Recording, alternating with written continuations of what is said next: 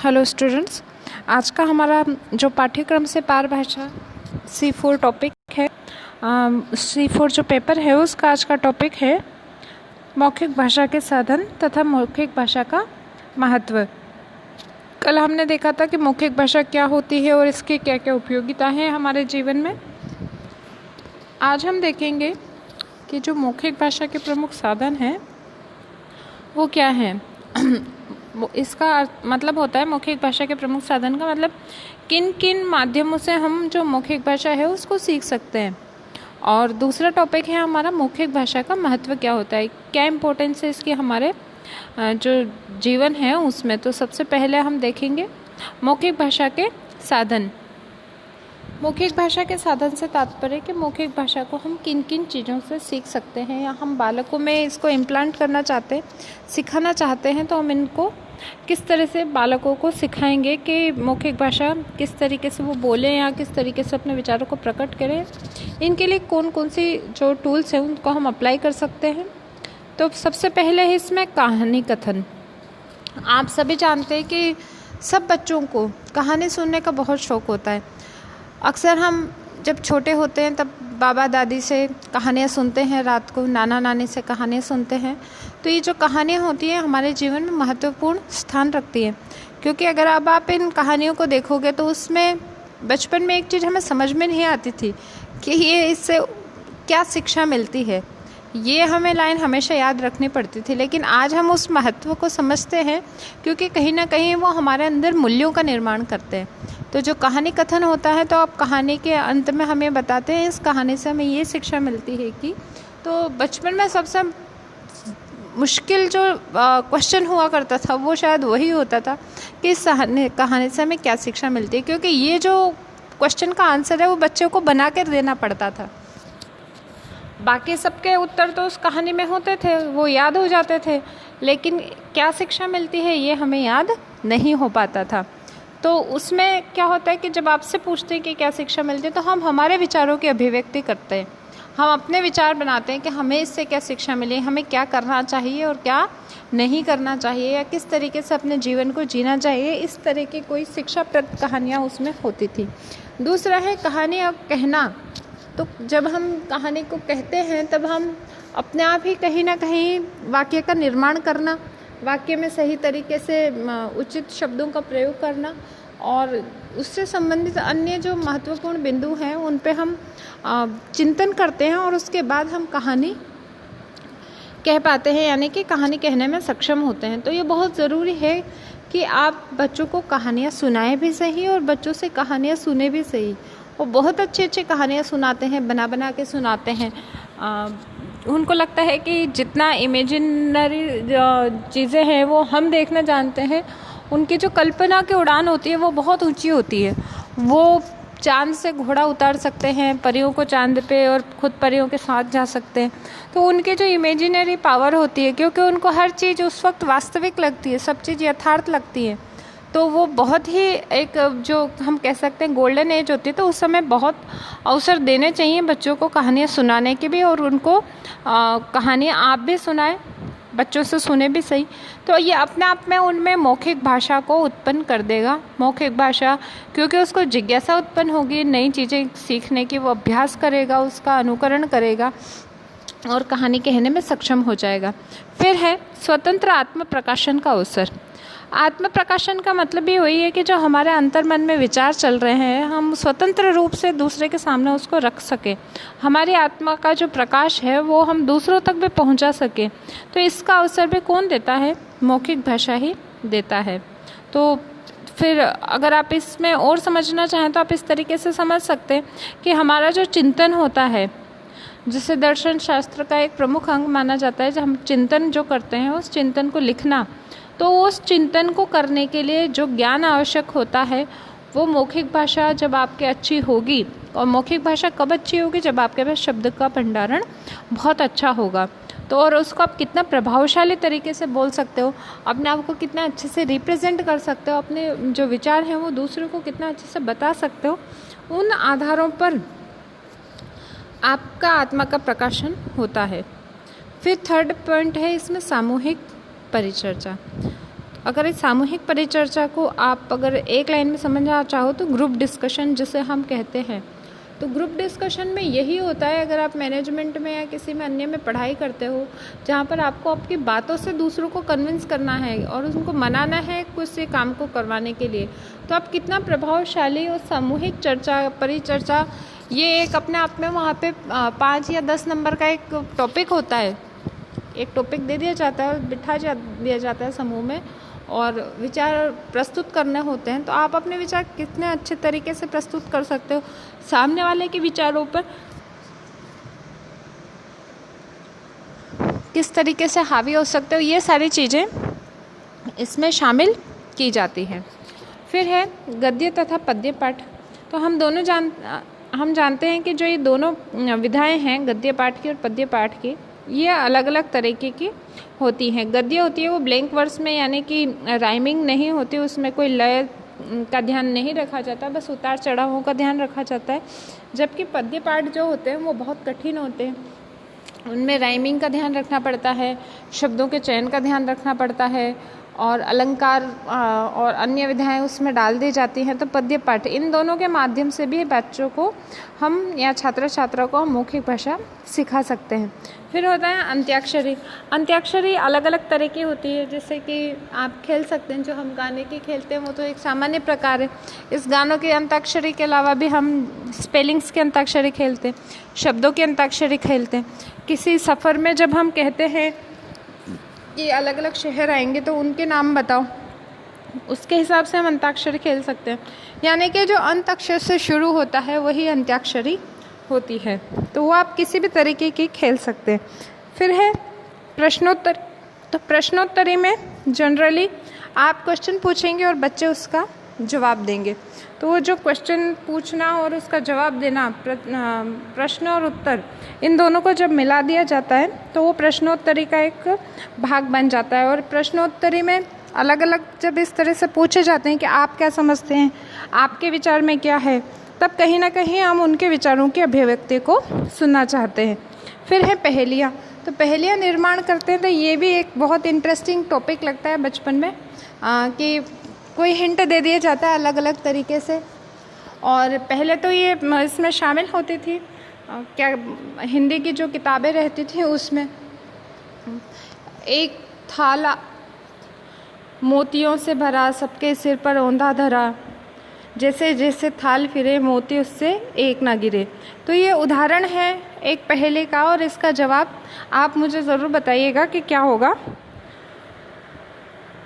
और इस तरीके से पहेलियाँ पूछी जाती थी ताकि बालक हैं उनके जो सोचने समझने की शक्ति है उसमें वृद्धि हो, वो सोचें कि इसका उत्तर क्या होगा, उसके लिए वो अपने दिमाग के घोड़े दौड़ाएं और कहीं ना कहीं चिंतन जो है उनका वो अपनी पराकाष्ठा पर पहुँचे और वो सही उत्तर ढूंढ के लाएं। इसलिए बच्चों को पहेलियाँ भी बहुत सिखाई जाती हैं और ख़ासकर भाषा शिक्षण के लिए तो ये बहुत अच्छी चीज़ है, उनको सिखाने के लिए, उनका मन बहलाने के लिए, उनका चिंतन विकसित करने के लिए। फिर है भाषण।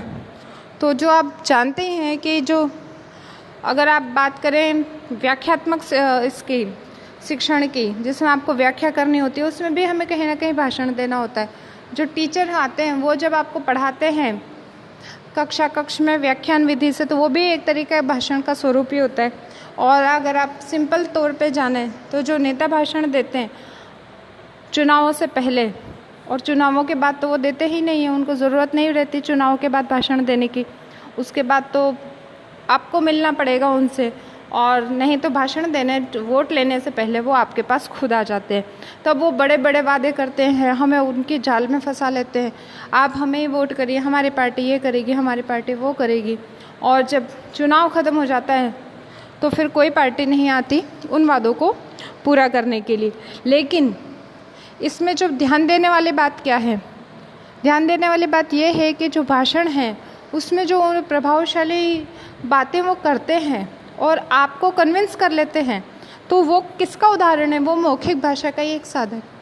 वो मौखिक भाषा उनकी इतनी प्रभावशाली बना लेते हैं कि जो देश के सभी लोग हैं वो उनकी बात को मान जाए।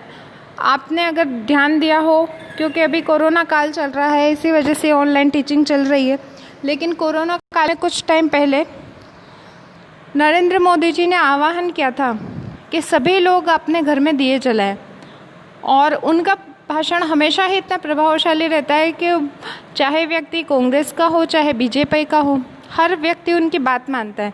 भले वो उनकी पार्टी को सपोर्ट ना करता हो, लेकिन पर्सनली उनको सपोर्ट करता है उनकी बात मानकर। तो उस टाइम जब उन्होंने आह्वान किया था कि दिया जलाएं, तो पूरे भारत में दिवाली से पहले सबने दिवाली मना ली थी, और कहीं थोड़े टाइम के लिए ही हम जो कोरोना का डर था इससे बाहर आए थे। चाहे हम कुछ चंद पलों के लिए आए हों, लेकिन वो जो माहौल देखा था हमने रात को दिवाली के दिन जैसा, तो वो एक अद्भुत नज़ारा था उस समय जो मोदी जी ने हमें दिया था। तो ये भाषण में ही एक छुपी हुई ऐसी प्रतिभा होती है, और ये मौखिक भाषा का साधन है जो आपके विचार इतने प्रभावशाली बना देती है कि दूसरा आपकी बात को मानने के लिए विवश हो जाए। फिर है वाद विवाद प्रतियोगिता। वाद विवाद प्रतियोगिता का आयोजन किया जाता है ताकि बच्चे दोनों ही पक्ष और विपक्ष दोनों को अच्छे तरीके से समझने का प्रयास करें और अपने विचारों को इस तरह प्रस्तुत करें कि वो पक्ष का हो या विपक्ष का हो, लेकिन दोनों ही तरीके से भारी रहे। और जनरली जब किसी चीज़ के पक्ष में और विपक्ष में बोलते हैं, तब आप दूसरों के विचारों को सम्मिलित करते हुए आप अपना भाषण दीजिए, वो अधिक प्रभावशाली हो जाता है, और आप जितना प्रभावशाली आप बोलोगे उसमें आप विजेता रहोगे। तो ये भी बहुत ज़रूरी है कि जो बालक है उसमें वाद विवाद की जो योग्यता है वो उत्पन्न हो और बालक अच्छे से अपनी बात को रिप्रेजेंट कर सके। आगे है मौखिक भाषा का महत्व क्या होता है, क्या महत्व है हमारे जीवन में इस भाषा का। तो हम सब जानते हैं कि मनुष्य एक सामाजिक प्राणी है और मौखिक भाषा के बिना वो अपनी सामाजिक आदान प्रदान की जो आवश्यकताएं हैं उनको पूरी नहीं कर पाता। हम दिन भर या तो विचारों का आदान प्रदान करते हैं, वस्तु विनिमय करते हैं, अन्य कुछ का विनिमय करते रहते हैं, लेकिन करते किसके माध्यम से? मौखिक भाषा के माध्यम से ही। तो मनुष्य एक सामाजिक प्राणी है, विचारों का, खुशियों का, दुखों का आदान प्रदान हम हमारे भावों का करते ही रहते हैं। तो ये बहुत ज़रूरी है और मौखिक भाषा इसको संभव बनाता है कि हम अपने जो विचार हैं उनको प्रकट कर सकें। फिर है बालक जन्म के बाद मुख से ध्वनि उच्चारण करता है, इसी आधार पर उसको सरलतापूर्वक बोलना सिखाया जाता है। तो जो बालक है वो हमने इससे पहले वाली क्लास में भी बात करी थी कि बालक में 6 महीने के बाद वो हमारी बातों को समझने और हमारे एक्सप्रेशंस को समझने लग जाता है। 9 महीने में वो प्रथम सार्थक शब्द, या 9 महीने से 12 महीने में प्रथम सार्थक शब्द बोल लेता है। 2 साल का आता है तो 2 शब्द के जो वाक्य बोल लेता है। तो इस वक्त उसका जो भाषा का विकास है वो आरंभ हो चुका होता है।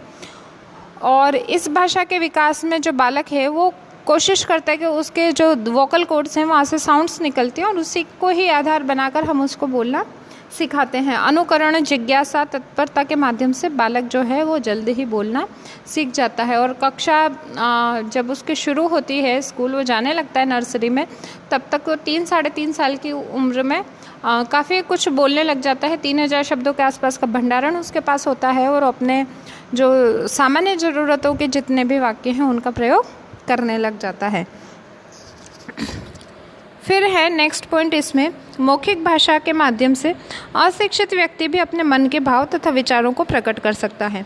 बहुत ही अच्छी जो एस्पेक्ट है ये है कि हम जो इसको सीखते हैं भाषा बोलने को, ये LSRW पे डिपेंड होता है। यानी कि सबसे पहले हम सुनते हैं और वैसे ही हम बोलने लग जाते हैं और हमें पता भी नहीं होता कि हम कब भाषा बोलना सीख जाते हैं। छोटे बच्चे कब भाषा, उनको कुछ पता नहीं होता, वो नाउन बोल रहे हैं, वो संज्ञा बोल रहे हैं, वो सर्वनाम का प्रयोग कर रहे हैं, उनको नहीं पता होता कि टेंस कौन सा लगा रहे हैं, उनको नहीं पता होता कि जेंडर कौन सा है, लेकिन फिर भी वो भाषा का सरल रूप से प्रयोग करते हैं। इसी तरीके से जो अनपढ़ व्यक्ति हैं वो भी बहुत अच्छे से भाषा का प्रयोग करते हैं और उनकी भाषा बहुत प्रभावशाली होती है। मैंने अभी आपको नेताओं का उदाहरण दिया था। नेता अक्सर ही अनपढ़ होते हैं, ज़्यादातर नेता पढ़े लिखे नहीं होते, हम सब जानते हैं, लेकिन उनका भाषण और उनका जो व्यक्तित्व होता है वो इतना अच्छा हो जाता है, वो इतनी आसानी से अपनी बातों में हमें फंसा लेते हैं कि बड़े बड़े पदों पर जाकर बैठ जाते हैं, नेता बनकर बैठ जाते हैं और पब्लिक का कहीं ना कहीं कुछ नेता तो बहुत अच्छे होते हैं, वो कहीं ना कहीं हमारी चीज़ों को पूरा करते हैं, कहे हुए वादों को पूरा करते हैं, और कुछ सिर्फ शोषण का कार्य करते हैं। लेकिन करते किसके माध्यम से हैं? वही मौखिक भाषा के माध्यम से। तो अशिक्षित व्यक्ति भी कहीं ना कहीं अपने विचार बहुत अच्छे से प्रकट कर पाता है। फिर है भाषण कौशल के अनुसार दक्षता प्राप्त व्यक्ति आत्मविश्वास से भरपूर होता है और अपने श्रोताओं को मंत्रमुग्ध कर सकता है। और ये सबसे अच्छा उदाहरण है जो अच्छे नेता होते हैं उनका, कि हम किस तरीके से अपने विचारों को प्रस्तुत करते हैं और मंत्रमुग्ध कर सकते हैं। अभी कुछ दिन पहले मैंने एक वीडियो देखा था, उसमें जो हम यूट्यूब पे देखते रहते हैं फ़नी वीडियोज़, उसमें आ रहा था एक तरफ राहुल गांधी के भाषण थे और एक तरफ प्रधानमंत्री मोदी के भाषण थे। दोनों का माइक बंद हो जाता है, दोनों उस सिचुएशंस को किस तरीके से हैंडल करते हैं। तो राहुल गांधी जी जब उसको हैंडल करते हैं तब उनके हक्के बक्के उड़े रहते हैं और माइक ठीक करो के आवाज़ें देते रहते हैं और फिर वो माइक को बजा बजा के देखते हैं। अब यही बात तो मोदी जी के भी साथ होती है, पूरी सभा भरी हुई होती है। जैसे उनका माइक ख़राब होता है तो वो बोलते हैं माइक वाले को बुलाया जाए। जैसे ही वो माइक वाला ठीक करके जाता है उसको धन्यवाद ज्ञापित करते हैं कि धन्यवाद आपका, आपने मोदी जी की बोलती बंद कर दी। इस तरीके से वो एक फ़नी चुटकुला बोलते हैं, फिर वो श्रोताओं को वापस उस पर हंसने के लिए मजबूर कर देते हैं। यानी श्रोता एक सेकंड के लिए भी विचलित नहीं हुआ और तुरंत वो अपनी बात पर उनको ले आते हैं और कहते हैं, मतलब वो उसमें भी एक तरीका ढूंढ लेते हैं कि विपक्ष को कल बहुत अच्छा मौका मिलेगा ये कहने का कि हमने मोदी की बोलती बंद कर दी। मतलब वाक पटुता ही है उनकी कि वो कितनी आसानी से उस सिचुएशन से बाहर आ गए और जो एक कहते हैं कि इंटरप्शन था, उस इंटरप्शन को कैसे उन्होंने एडवांटेज में बदल दिया। तो ये जो हमारी मौखिक भाषा की ही और हमारे जो आत्मविश्वास है उसकी ही देन होती है कि हम अपने विचारों को बहुत अच्छे से प्रस्तुत कर पाएँ। फिर है मौखिक भाषा के माध्यम से ही एक व्यक्ति श्रेष्ठ संगठनकर्ता, सफल नेता तथा कुशल शिक्षक बन सकता है। तो सब चीज़ इनमें मौखिक ही जुड़ी हुई है। संगठन करता है, संगठित जब भी कर पाएगा जब उसके विचार प्रभावशाली होंगे और प्रस्तुतिकरण भी उतना ही अच्छा होगा। सफल नेता भी उसी आधार पर काम करता है, एक कुशल शिक्षक भी उसी आधार पर काम करता है। और अंत में है एक मनुष्य व्यक्तिगत, पारिवारिक, सामाजिक, धार्मिक और सांस्कृतिक एवं राजनीतिक पक्ष मौखिक भाषा पर ही आधारित होता है। हम पल पल कोई ना कोई चीज़ सोचते रहते हैं, बोलते रहते हैं, मन में बोलें, चाहे अभिव्यक्त करके बोलें, उच्चारित करके बोलें, यहाँ तक तो ठीक है। लेकिन अगर हम सो भी जाते हैं तो हमारे सपनों में भाषा के माध्यम से ही कोई ना कोई स्वप्न भी चलता रहता है। तो हम जब जागते हैं तभी भी मौखिक भाषा का प्रयोग करते हैं और हम सो जाते हैं तो भी हम नींदों में कहीं ना कहीं मौखिक भाषा का ही प्रयोग कर रहे होते हैं। तो जो चीज़ आपके जागने में भी शांत है और सोने में भी शांत है, वो या तो आप मनुष्य का दिल और सांस होती है कि वो उस वक्त भी एक्टिव रहती है। अगर आप सो रहे हो या नहीं सो रहे, जाग रहे हो, लेकिन दिल व्यवस्थित रूप से कार्य करेगा। आपकी जो सांस है वो समय पर आती जाती रहेगी, आपको याद नहीं दिलाना पड़ेगा उसको। इसी तरीके से जो भाषा है वो हमारे जीवन से उतनी ही ज़्यादा जुड़ी हुई है कि वो नींदों में भी, सपनों में भी आपको कहीं ना कहीं कोई ना कोई वार्तालाप करने के लिए बताती रहती है, शब्द देती रहती है, विचारों का प्रकटीकरण और आदान प्रदान करती रहती है। तो निसंदेह जो मौखिक भाषा है वो हमारे जीवन का एक अभिन्न अंग है, जिसकी वजह से हम सुंदर जीवन को चरितार्थ कर पा रहे हैं, जी पा रहे हैं, ज्ञान और विकास की जो नई अवस्थाएं हैं उन पर पहुंच रहे हैं। कहीं ना कहीं ये सब मौखिक भाषा की ही देन है। आज के लिए इतना ही। Thank you.